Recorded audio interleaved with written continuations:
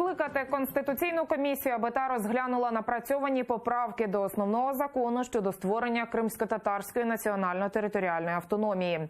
Із такою заявою до президента Петра Порошенка звернулися учасники міжнаціонального форуму «Херсонщина багатонаціональна», який сьогодні відбувся у Херсоні.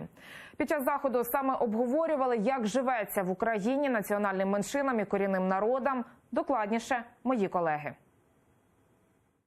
18 травня 2016-го, 72-гі роковини депортації кримських татар на третьому році окупації Криму Росією. Президент Петро Порошенко зі сцени Національної опери вперше офіційно заявляє: Україна готова надати Криму заслужену автономію.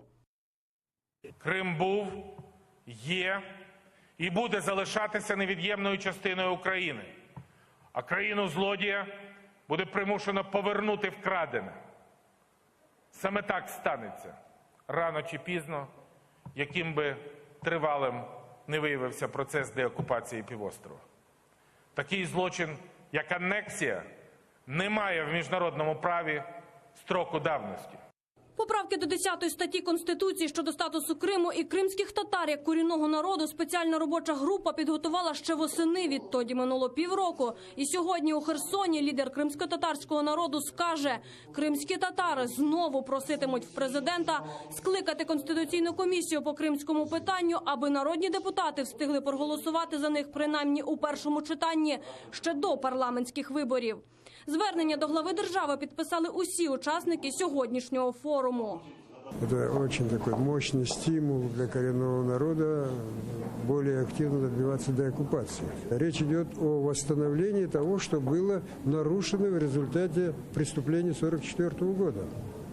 А то, что там делалось, там создали в 1991 году Русскую автономную республику, это, по сути, было закрепление результатов преступления.